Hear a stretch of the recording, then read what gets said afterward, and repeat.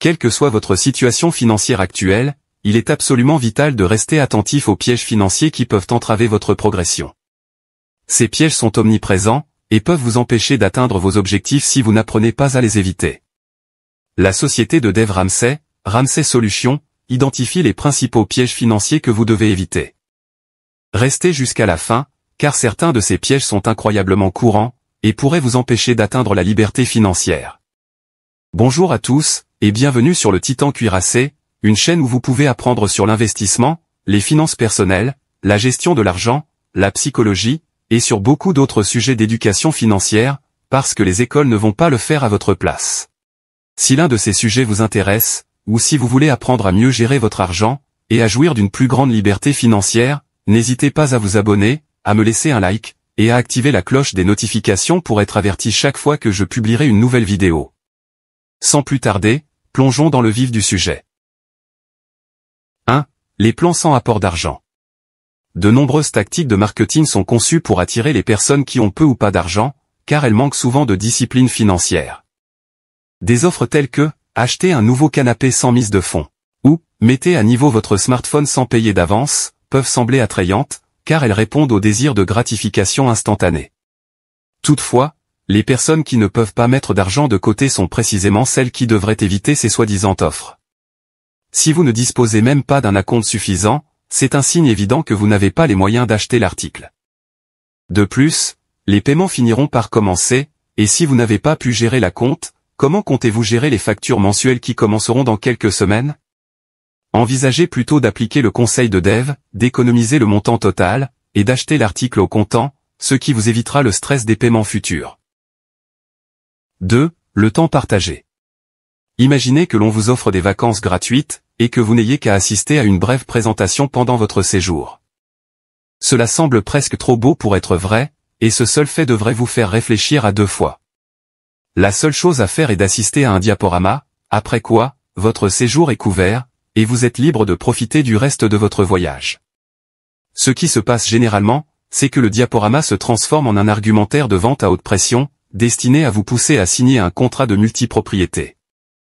Si vous cédez, vous devrez payer des frais annuels pour un centre de villégiature, qui vous dictera quand et où vous pourrez prendre des vacances. Et vous ne pourrez pas vous en débarrasser facilement si vous changez d'avis. Il est notoirement difficile, voire impossible, de vendre un bien en multipropriété. Il est souvent plus judicieux de les éviter complètement, et d'utiliser l'argent que vous dépenseriez en frais pour visiter les destinations que vous avez choisies. De cette façon, vous pouvez partir en vacances à votre guise, sans avoir à supporter des coûts récurrents.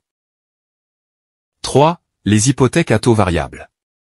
Vous pourriez être tenté de contracter un prêt hypothécaire à taux variable en raison de ses frais moins élevés, ou de son taux d'intérêt de lancement, mais ces prêts peuvent rapidement devenir problématiques.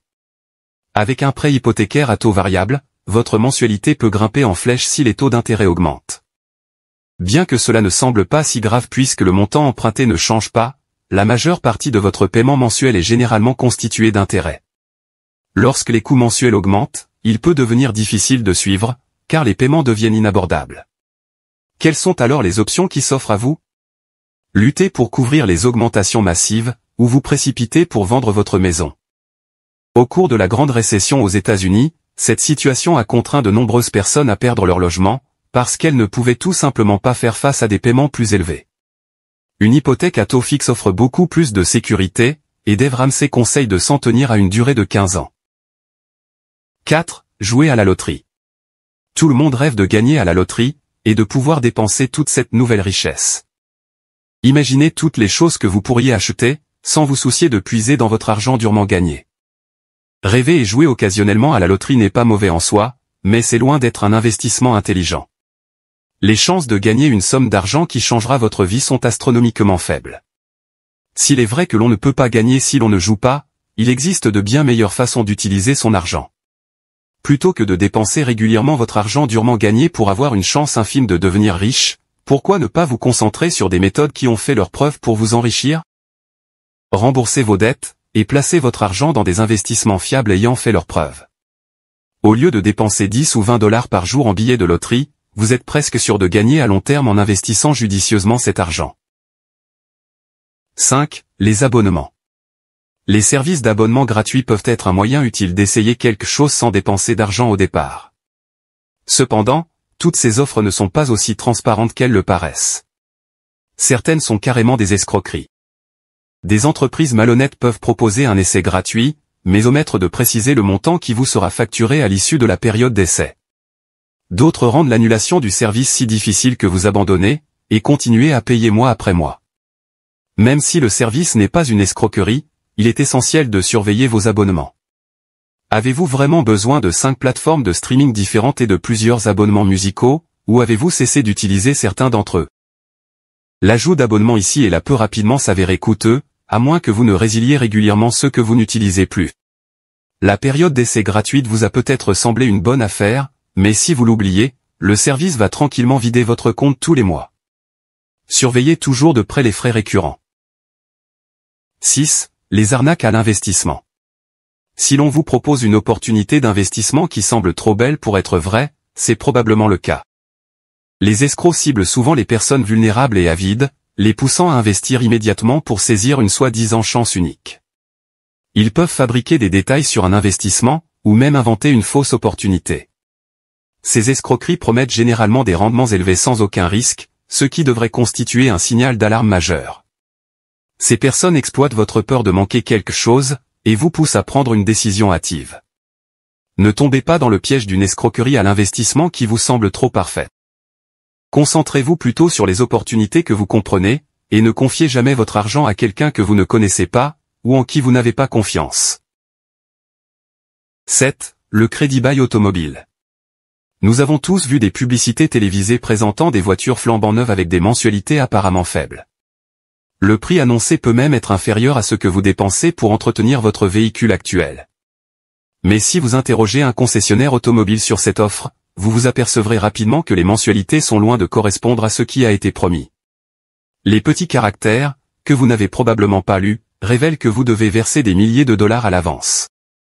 L'inconvénient du crédit bail automobile est que vous êtes bloqué par des paiements mensuels, et le pire est qu'une fois la location terminée, vous vous retrouvez sans rien, pas de voiture, pas de capital, juste le besoin d'une autre voiture, et probablement d'un paiement encore plus élevé. Sur 2, 3 ou 4 ans, vous devez essentiellement couvrir la dépréciation d'une nouvelle voiture, ainsi que les intérêts, habilement dissimulés sous la forme d'un facteur financier.